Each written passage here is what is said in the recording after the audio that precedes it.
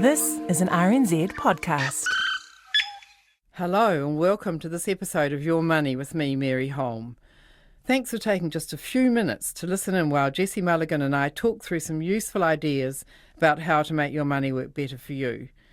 Just remember though, this is guidance. Final decisions are up to you. Over to Jessie. Times have been challenging for many this year. If you're a small business owner, or perhaps your wage subsidy is set to expire, or you've lost your job, you could be starting to feel the pressure of mounting debt and wondering what you can do about it. Today, financial author and journalist Mary Holm has put her brain to it, and she joins me now. Hi. Hi, Jessie. All sorts of worries around at the moment, Mary. Yeah, it's awful, isn't it? I was just listening to that last person talking to you. Yeah, how it's not being an easy year. And that's, always an issue for a lot of people. And, I was just thinking mortgages with people doing mortgage deferrals, and apparently consumer debt's down because during lockdown and so on, people weren't spending as much, and they're not spending as much on travel, etc. Oh, okay. But that'll probably come back. Well, it has returned somewhat. And other debts going up, and just thought it would be good to talk about getting it under control before it gets too awful for people. And what sorts of debts are you talking about? Well, I was interested in looking all the way across from mortgages to, at the other end, the buy now, pay later schemes that are going on that we can talk about in a minute. Some people apparently are saying that isn't really debt because if you behave yourself and pay it off exactly as you said you would, you don't have to pay any interest. But if you're just a little bit late on your payments, you have to pay fees, and that amounts to the same thing. It's not. Let's not kid ourselves. There's also, of course, student debt, which, because it's interest-free when you're living in New Zealand, there's not nearly such pressure to pay that one off, but that's there too. But, it's just, with job losses, looming, there's a lot of horrible talk about how a lot more jobs might go with government support reducing, and that's a worry. I've also written down the worry of rising interest rates, although that seems a bit silly at the moment. I mean, nobody is talking about interest rates going up in the near term. They're all talking about the opposite, about interest rates going down. But if you're taking out a mortgage, let's say, that, might last 20 or 30 years, you can be certain rates are going to be higher than they currently are at some point on a long-term loan like that. So it's just as well for people to just kind of have that in mind if they're, let's say, borrowing to buy a rental or something like that, how they might cope in a few years if the interest rates go up. But I think you had an email. Yeah, all sorts of emails, including this one from Grant, who says, Jessie, can you please ask Mary what negative interest rates will mean for people with term deposits? Do the banks take money out of your savings? Yes, and a lot of people are thinking that, oh my goodness, yeah, do the banks take money out of our savings, and will the banks pay me to take out a mortgage? And the answer is almost certainly neither of those will happen. That's what all the experts, from the Reserve Bank through to the economists, through to the bank chief executives, are saying that at the retail level, which is the level that affects you and me, the extreme would be for term deposits to go down to almost zero, and I suppose possibly zero. It would still be safer to leave your money in the bank, although why would you do it for term? Why wouldn't you just put it on call, in an ordinary savings account, if it's zero interest either way? Yeah. I think most people probably would say, well, I don't want to tie my money up when I'm not getting rewarded for it. Why would you lock it in? Yeah. Unless, of course, they want to keep these, keep their sticky fingers off it, which is sometimes some people like to tie their money up. And the same with borrowing. In Europe, where there have been negative official cash rates, government rates, in recent years, apparently that hasn't got right through to the retail level where ordinary people are, certainly no one's paying you to borrow and no one's taking money from you if you put deposits in. So I think it won't be that different from what it is now if the official cash rate goes negative in New Zealand for ordinary people.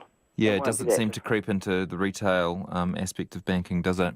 That's right. That's what the experts are saying at this stage. Who knows what's ahead for everybody? But I think that's the case. So let's look at borrowing then, and you find it useful to divide borrowing up into two types.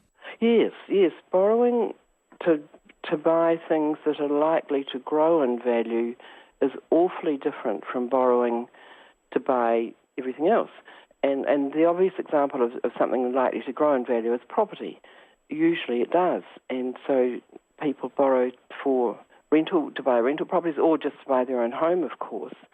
And sometimes people borrow to buy shares. And in fact, in the 1980s in New Zealand, quite a lot of people did that to their great sorrow when the market crashed. But generally speaking, even those people, by the way, who borrowed to buy shares back in 87 and then or mid-80s and then the crash, if they'd been able to hang in there, ultimately the share values would have gone back up again, unless they invested foolishly in just a couple of shares and they went out of business,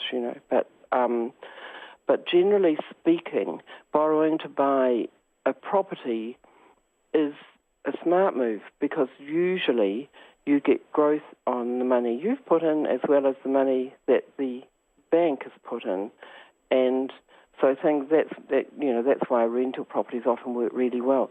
But if you're borrowing to buy clothes or shoes or nearly everything else actually that you might borrow to buy, or going on trips and things, unfortunately, you're not having an appreciating asset sitting there that you use money for.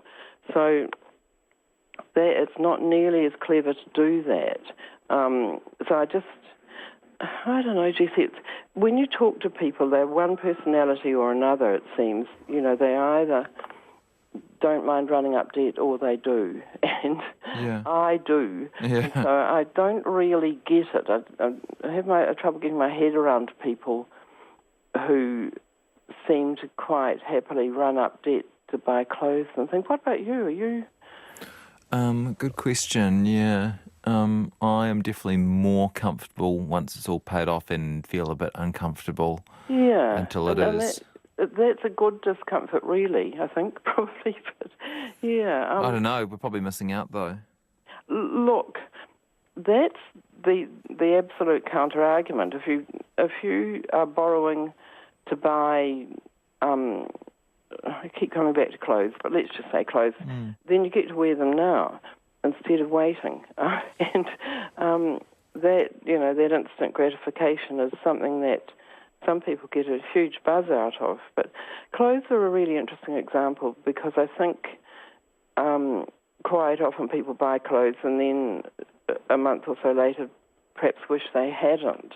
I think it's a good idea to be a little bit hesitant about slinging out money you haven't got to buy clothes.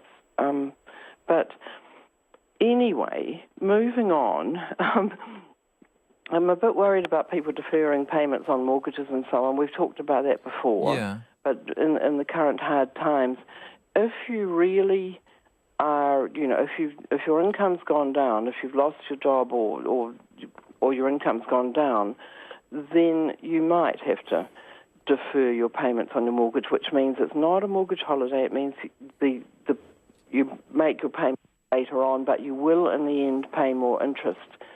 So you do have to pay for that in the long run. I would say to people, if you can possibly at least continue your payments on some level, talk to the bank and, say, well, I can't make the full payment, but I can make a half payment or something like that. That's a heck of a lot better than making no payment at all.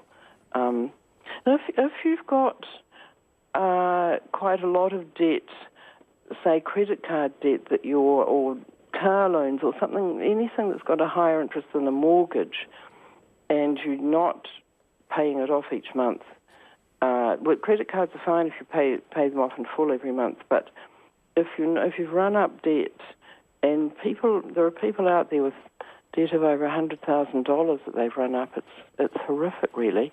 The smart thing to do is to sit down and have a look if you've got various debts and pay off the highest interest one first, because that's the one that's costing you the most in the long run.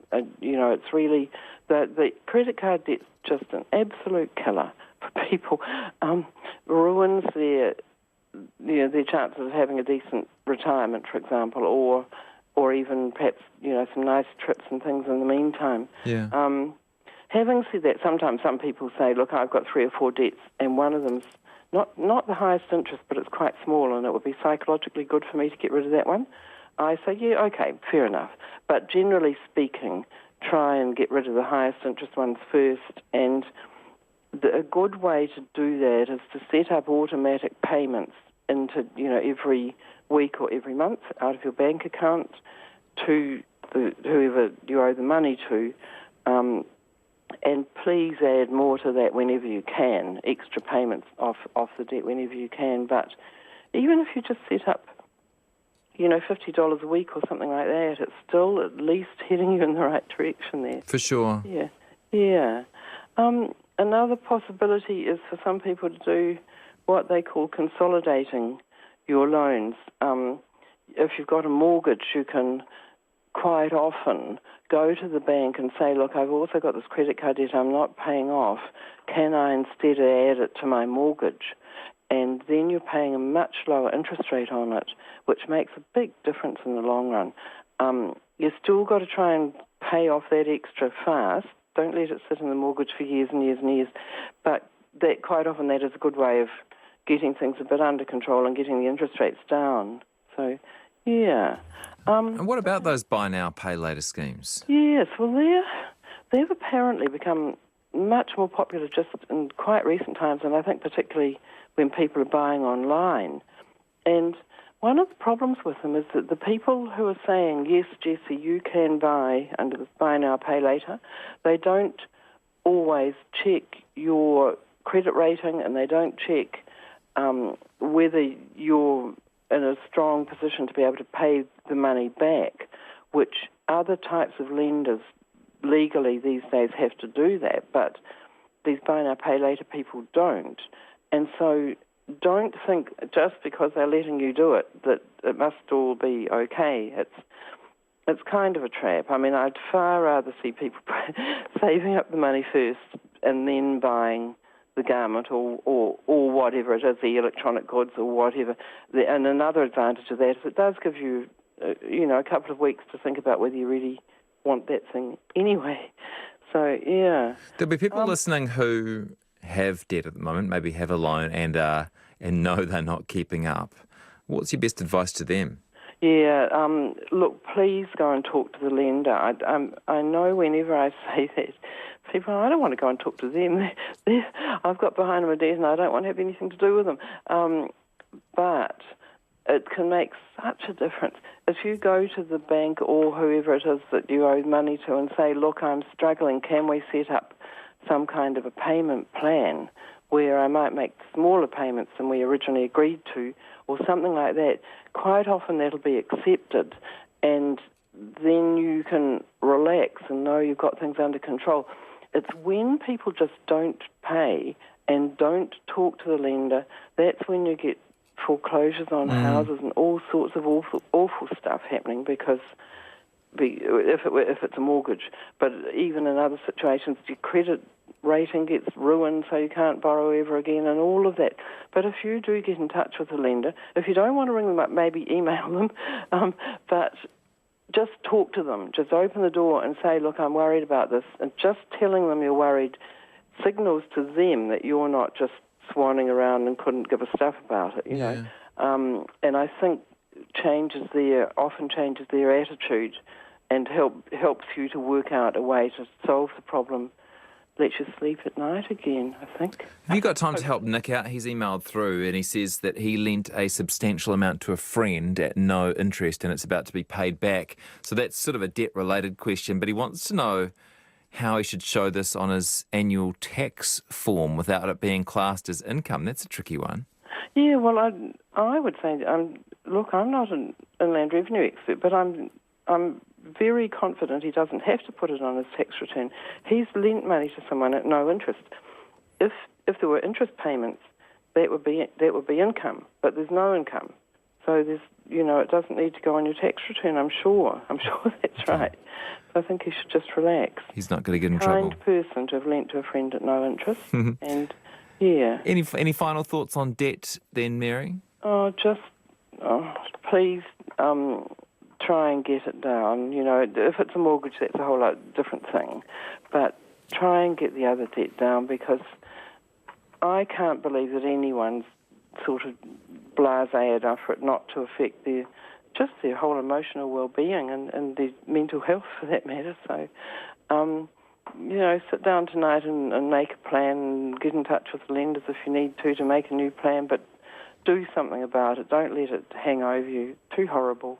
Mary, really appreciate it. Thanks so much. Sure. And if you missed this session and want to hear it from the start, you can find it on our podcast page. You can find all our conversations with Mary on that page on the RNZ website.